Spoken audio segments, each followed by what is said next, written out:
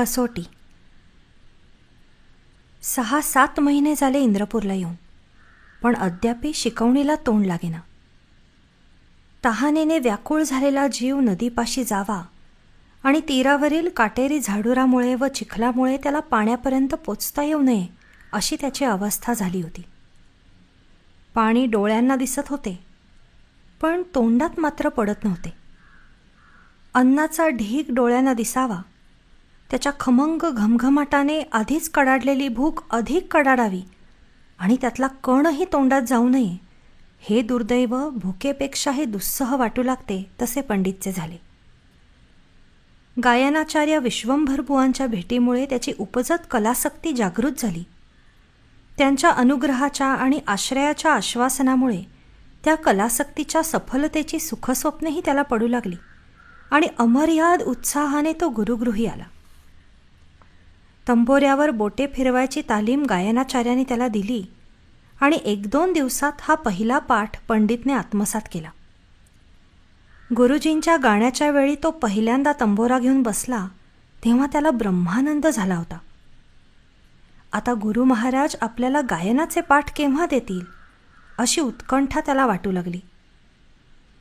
गुरुजींचे गाणे रंगले म्हणजे तबलजीपासून श्रोत्यांपर्यंत सर्वांकडून वाह वाह खाशीचे उद्गार निघालेले ऐकून आपलेही असेच गाणे चालले आहे आणि आपलीही अशीच वाहवा होते आहे असा भास पंडितला होऊ लागला.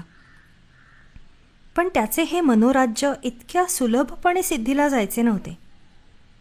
पेला आणि ओठ यांच्यामध्ये अनेक अडथळे असतात अशा आशयाची इंग्रजी म्हण त्याच्या बाबतीत प्रत्ययाला आली. 4-8 दिवस तंबोऱ्याची तालीम झाल्यावर विश्वंभर गुरु म्हणाले, आता उद्यापासून सारेगम शिकवतो. पण दुसऱ्या दिवशी सकाळी गुरुकृपेचा पेला त्याच्या ओठांपर्यंत पोचण्याच्या आधी गुरुपत्नीची आज्ञा त्याच्या कानात शिरली. आज सोमवार आहे, महादेवाच्या माळावर जा आणि बेल घेऊन ये. 1100 त्रिदळ आण नि हे बघ मोजूनच काढ, म्हणजे मला नको मोजत बसायला. मुहूर्तालाच असा अपशकुन व्हावा याचे पंडितला अत्यंत वाईट वाटले. तालीम झाल्यावर जातो असे आईंना सांगायचे त्याच्या अगदी ओठांवर आले, पण त्याने तोंड उघडायच्या आधीच आईंची पुरवणी आज्ञा त्याला ऐकू आली. आणि हे बघ, उगीच टिवल्या बावल्या करीत नि वाटेतले खेळ बघत बसायचे नाही. 10:30च्या आत आलं पाहिजे. पूजा आटपून मग स्वयंपाकाला लागणार आहे मी. उशीर केलास तर बघ. पंडितला महादेवाच्या माळाकडे धूम ठोकण्या वाचून गत्यंतर उरले नाही. असेच काही ना काही निमित्त निघे आणि पंडितच्या शिक्षणाला खो बसे. ठराविक फी भरून शाळेत जायचे, ठराविक वेळी शिक्षकांनी पाठ द्यायचा, असा प्रकार गवईबुवांच्या खाजगी शाळेत कुठला? गुरुजींची आणि त्यांच्या घरची पडतील ती कामे शिक्षणेच्छूंनी केली पाहिजेत, हीच त्यांची फी. आणि गुरुजींची तब्येत लागेल तर आणि ते शिकवतील ते शिकायचे, हा त्या शाळेतला अभ्यासक्रम. गायनाचार्य विश्वंभर बुवा हे प्रेमळ वृत्तीचे होते आणि विद्यार्थी शिकायला बसला की त्याला शिकवायला ते कधी कंटाळा करत नसत. गवयांनी घोटा घेतला पाहिजे आणि तंबाखू खाल्ली पाहिजे, हा जुन्या आमदानीतला रिवाज विश्वंभर बुवाही पाळीत आणि सकाळ दुपार भांग वाटून द्यायचे काम पंडितला करावे लागे. गुरुजींनी तबकाकडे पाहिले की पानपट्टी बनवून द्यायची दक्षताही त्याला ठेवावी लागे. आंघोळीला पाणी काढून देणे, त्यांची धोतरे धुणे, ती वाळल्यावर त्यांच्या निऱ्या करून ठेवणे, दुपारी आणि संध्याकाळी त्यांचा बिछाना घालणे आणि प्रसंगविशेषी ते सांगतील तेव्हा त्यांचे अंग रगडणे, ही गुरुसेवा पंडितला करावी लागत होती.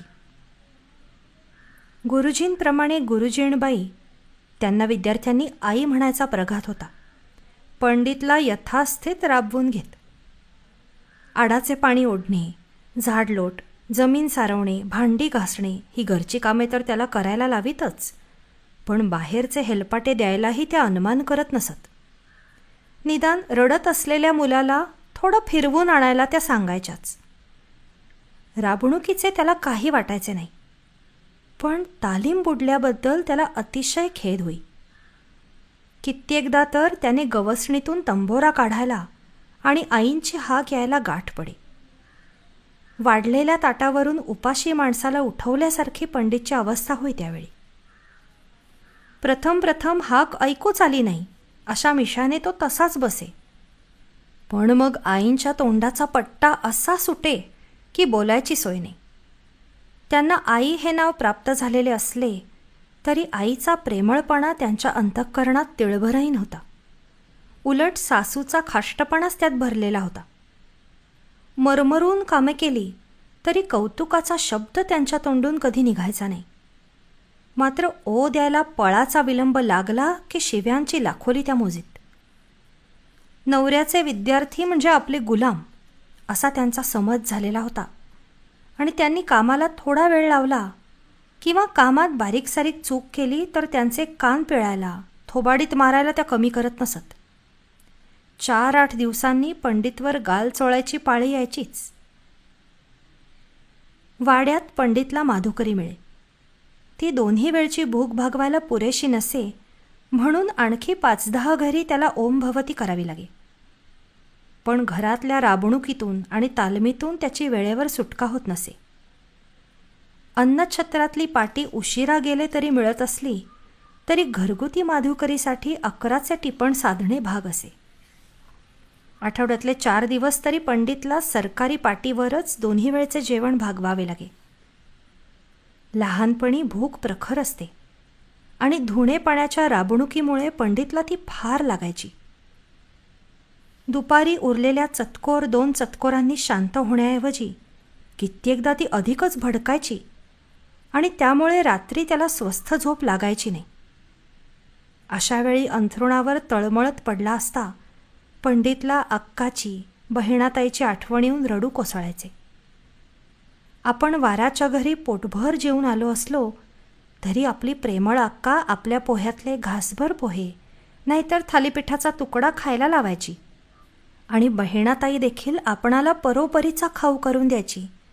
ह्या आठवणींनी त्याचा ऊर भरून येई आणि त्या भरात त्याला वाटे, अशा प्रेमाच्या सावलीतून ह्या रखरखीत उन्हाळ्यात आपण कशाला येऊन पडलो? त्यापेक्षा जावं परत. आपल्यासाठी अक्का तळमळत असेल, ताईला कळल्यावर तीही कासावीस होईल. आपण परत गेलो तर त्या किती उल्हासाने आपल्याला हृदयाशी धरतील. हो, जावंच परत. पण हा उन्हाळा फार वेळ टिकत नसे. थोड्या वेळाने त्याला वाटे, छे, असा पळपुटेपणा कामाचा नाही. विश्वंभर बुवासाहेबांसारखा अद्वितीय गुरु आपणाला मिळाला तर हाल सोसलेच पाहिजेत. त्यांच्या इतकी विद्या आपणाला मिळाली, त्यांच्यासारखा आपला लौकिक झाला, आपणाला लोक बहुमान देऊ लागले, अशी भविष्यातली रमणीय स्वप्ने बालबुद्धीला दिसू लागत आणि त्यांच्या तंद्रीत त्याचा डोळा लागे. एक दिवस तर पंडितच्या सहनशीलतेची आणि विद्यार्जनाच्या तळमळीची पराकाष्ठा झाली. उजाडायच्या आत त्याला गुरुजींच्या गाण्याने जागे केले. पहाटेच गात बसायची आज त्यांची लहर लागली होती आणि डाव्या हाताने डग्ग्यावर ठेका धरून व मांडीवर आडवा ठेवलेला तंबोरा उजव्या हाताने वाजवून ते गात होते. पंडित उठून तिथे गेला आणि त्याने तंबोरा आपल्या हाती घेतला.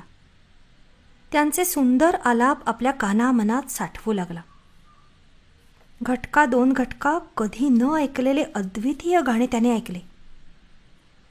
बुवा गात असले की आपण नुसते ऐकायचे हे भान त्याला राहिले नाही आणि बुवा समेवर येऊन थांबताच त्याच्या तोंडातून तान बाहेर पडली, थेट बुवांनी घेतली होती तशी. बहुत खाशी, बुवा सानंदाश्चर्याने उद्गारले. और एक बार. पंडितने तीच तान पुन्हा एक वार घेऊन दाखवली. बुवांना समाधान वाटले पंडितच्या ग्रहणशक्तीचे. शिकवले तर शिकेल अशी खात्री पटल्यामुळेच की काय, त्यांनी त्याच दिवशी त्याला त्या रागाची शास्त्रोक्त माहिती दिली आणि पुन्हा पहिल्यापासून तो राग त्याच्याकडून आळवून घेतला. एवढेच नव्हे तर तासभर दिवसाला गाणे बंद करताना त्यांनी सांगितले, आता रोज सकाळी अशी तालीम करायची बरं का पंडित. पंडितला ब्रह्मानंद झाला. पण दुसऱ्याच क्षणी त्याच्या कानांवर आईंचा हुकूम आदळला. पंड्या, आता इकडे या अगोदर. आज मुलींना न्हायला घालायचंय आणि मलाही न्हायचंय. न्हाणी घरातला हंडा भरून ठेव. पंडितने हंडा भरला, पुन्हा रिकामा झाला, पुन्हा भरला.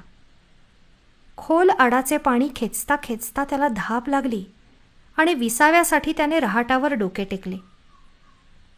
पोराचा जीव केवढा आणि आपण त्याला राबवतो किती याचा विचारही त्या माऊलीच्या मनाला शिवला नाही.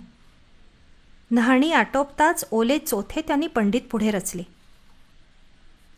नदीवरून धुणे उरकून यायला 12 वाजायला आले आणि आता सरकारी पाटी तरी मिळते की नाही अशी त्याला शंका आली. पण घरी येऊन पाहतो तो बुवासाहेब फिरून गायला बसलेले आणि गाणे मस्त रंगलेले. कुण्या बड्या पाहुण्यांच्यासाठी ती खास बैठक बसली होती. तसली पर्वणी दौडून पाटीसाठी जाणे पंडितला रुचले नाही. तो बैठकीत जाऊन बसला. 1 वाजून गेल्यावर पाहुणे गेले. बुवासाहेब जेवायला उठले. आज पाटी आणि माधुकरी बुडाली ह्याची पंडितला जाणीव झाली.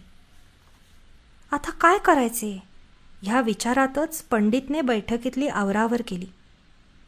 पिकदाणी धुवून आणली, तबक पुसून ठेवले, डबीत सुपारी कातरून ठेवली. जेवल्यानंतर बुवासाहेबांना लागणारे विडे करून ठेवले. त्यांच्या वामकुक्षीसाठी बिछाना घातला आणि त्यांची ही कामे उरकून कोठे काही खायला मिळते का हे पाहावे म्हणून पंडित घराबाहेर पडला. पण काय मिळणार? तो उपाशी आहे हे कोणाला कळावे तरी कसे?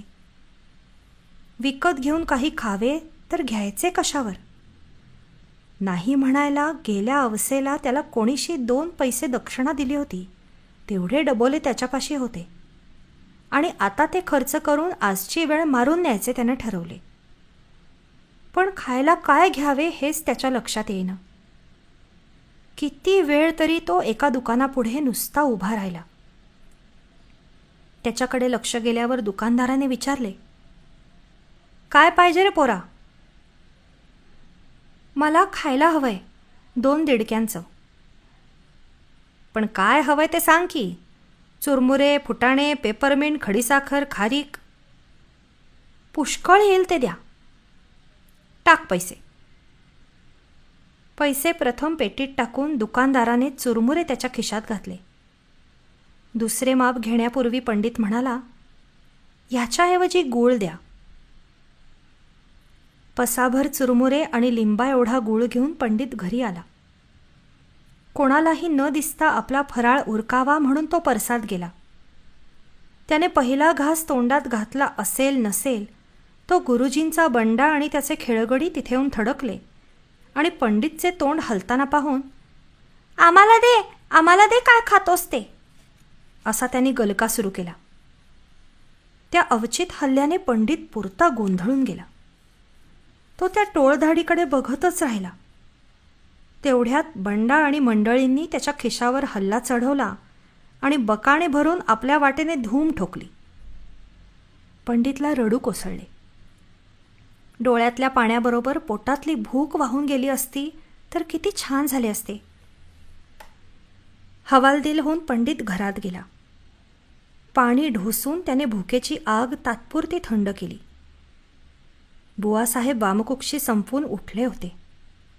आता त्यांचे तीर्थ भांग तयार करायला पाहिजे होते. मिरी बदामादी मसाला काढून त्याने अमीर उमराव पाटा वरवंटा पुढे घेतले. भांग छानून शृंगी भृंगी भांगेचे 2 कटोरे त्याने गुरुसेवेला सादर केले. आता स्वस्थ पडून राहावे असे त्याला वाटत होते. पण तीर्थ घेत घेत विश्वंभर गुरु बोलले, बेटा पंडित, गढीवर जाऊन गणपत भैयाला बोलावले म्हणाव. तुमचा नवा तबला डग्गा घेऊन या, टांगा करून या असा निरोप सांग त्यांना नी तू लवकर ये. संध्याकाळबरोबर तंबोरे घेऊन तुला पुढे जायला पाहिजे महालात. गढीवर जाऊन यायचे म्हणजे कमीत कमी कोसाचा हेलपाटा, पण तो घ्यायलाच हवा होता. रात्री गुरुजींचे गाणे आणखी ऐकायला मिळणार ही एक गोष्ट त्याच्या मनाला आनंद देत होती. थोरा मोठ्यांच्या वाड्यातल्या कार्यक्रमात दुधाचा किमान पक्षी कॉफीचा बेत तरी असतोच. सबंध दिवसभर पडलेल्या उपासाचे पारणे त्यावेळी फेडता येईल अशी आशाही त्याला वाटू लागली. गाण्याचा कार्यक्रम कल्पनातीत रंगला. विश्वंभर बुवांच्या गाण्याला गणेश भैयाच्या तबल्याची साथ. मग गाणे रंगले नसते तरच नवल ठरले असते. गणेश भैया बुवांना नवा नवा उठाव आणत होते आणि भैयाच्या फसव्या वादनाला दाद न देण्याची करामत करून बुवासाहेबही वाहवा मिळवित होते. एकाच चिजेत मालकंस भैरवीचा खुबीदार मिलाफ त्यांनी केला तेव्हा तर साऱ्या सभेच्या माना सारख्या डुलत होत्या. पंडितच्या भुकेने कुठल्या कुठे दडी मारली. मनाच्या संपुष्टात गुरुकंठातून निघालेला एक एक आलाप साठवून ठेवण्यात तो गर्क झाला होता आणि मनाची भूक तृप्त झाल्यामुळेच की काय त्याला पोटातल्या भुकेची उमका राहिली नाही. गाणे आटोपल्यावर आतल्या दालनात दुधाचा कार्यक्रम चालू झाला. विश्वंभर गुरु गणेश भैयासह दूध घ्यायला गेले. त्यांच्याबरोबर पंडितही जायचा, पण तंबोऱ्यांना गवसण्या घालण्यात तो गुंतला होता. हत्यारे उघडी टाकलेली गुरुजींना खपत नाही हे त्याला ठाऊक होते. बुवासाहेब दूध घेऊन आले आणि चलो बेटा असा त्यांनी पंडितला निघण्याचा इशारा दिला. मला अजून दूध घ्यायचंय असे त्याने सांगितले असते तर ते रागावले असते असं नाही, पण आपली अडचण तोंडाबाहेर काढायची नाही असा पंडितचा स्वभाव. मी आज पाटी आणली नाही असे त्याने दुपारी गुरुजींना सांगितले असते तर इथेच जेव असे त्यांनी खचित म्हटले असते आणि जळत जळफळत का होईना आईंनीही त्याला जेवायला वाढले असते. पण पंडितचा भिडस्त स्वभाव. ह्या भिडस्तपणाने त्याचे जेवण अंतरले. ह्या भिडस्तपणाने मधल्या वेळचे गुळ चुरमुरे दुसऱ्यांच्याच तोंडात पडले आणि रात्रीचे दुग्धपान बुडाले तेही त्याच्या या भिडस्तपणानेच. चलो म्हणताच तो गुरुजींमागोमाग निघाला. आज पंडितला अन्न मिळाले नाही, पण गाणे मनमुराद ऐकायला मिळाले. कधी अर्धा तर कधी सबंध उपास काढून पंडित गायनकला कणाकणाने आत्मसात करीत होता. पण हेही त्याच्या दैवाला पाहवले नाही. एके दिवशी धुण्यात एक फडके कमी दिसले. आईंचा संताप भडकला. वास्तविक हरवलेले फडके धुण्यात नव्हते. पंडितचे हे सांगणे आई थोडेच ऐकून घेणार. त्यांनी ते फडके पंडितने चोरले असा त्याच्यावर आरोप केला. एवढेच नव्हे तर असलं कार्टं माझ्या घरात यापुढे दिसता कामा नये असा त्यांनी हुकूम फरमावला. एका यःकश्चित फडक्यासाठी असा गहजब करण्याबद्दल विश्वंभर गुरूंनी बायकोचा थोडासा निषेध केला, पण त्याने आगीत तेल ओतल्यासारखे झाले. तुम्हाला बायकोपरीस हे भिकारडं पोरटं मोलाचं वाटतं तर बसा त्याला गळ्यात बांधून. मी नी माझी पोरं जीव देतो जाऊन नदीत असे एक न दोन तोंडाला येईल ते आई बडबडू लागल्या. हातातले पातेले दणकन जमिनीवर आदळले. जवळ उभी असलेल्या चिमीच्या पाठीत इतक्या जोराचा रपाटा घातला की ती शेजारच्या खांबावर कोलमडून पडली.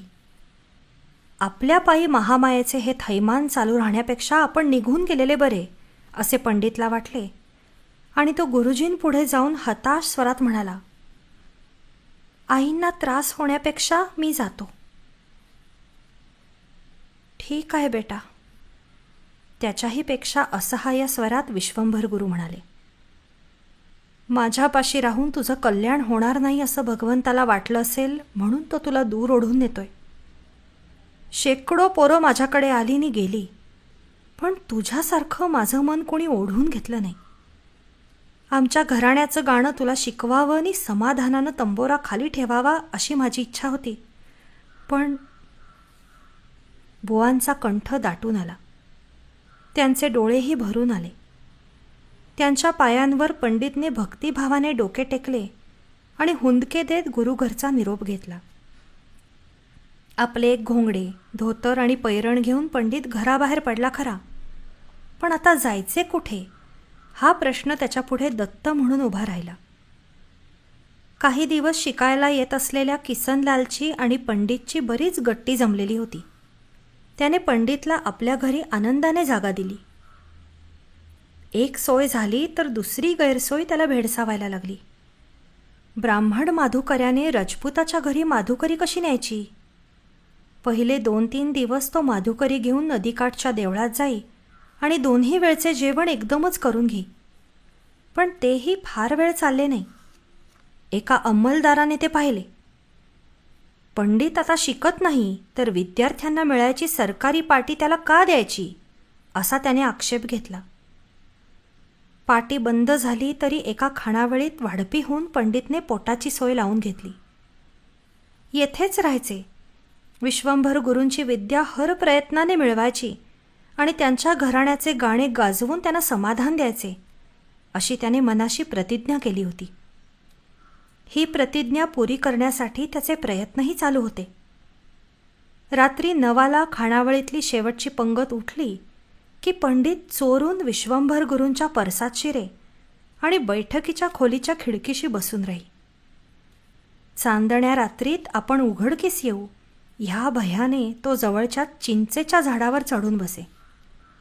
मध्यरात्रीपर्यंत बुवांची तालीम चाले आणि तोपर्यंत पंडित विद्यार्जन करीत राही. थंडीची पावसाची क्षिती त्याने बाळगली नाही. पाडव्याचा सुमार आला होता. थंडी संपून उकाडा डोकावू लागला होता. रात्रीच्या काळोखात खिडकीखाली दडून पंडित बुवा म्हणत असलेली चीज मनातल्या मनात घोकीत होता. त्यात त्याची इतकी तंद्री लागली होती की गारगार वाऱ्यात सहल करायला बाहेर पडलेला साप पायात आल्याचेही त्याला उमगले नाही. अखेर सर्पराजांनी त्याच्या पायावर स्वारी केली आणि त्या गार स्पर्शासरशी चमकून पंडितने भीतीची किंकाळी फोडली. खोलीतले गाणे बंद पडले. विश्वंभर गुरु आणि त्यांचे शिष्य कंदील काठ्या घेऊन धावत आले. पाहतात तो पंडित. पंडित मूर्छित पडला होता आणि थोड्याच अंतरावर साप दगडाच्या ढिगात अदृश्य होत होता.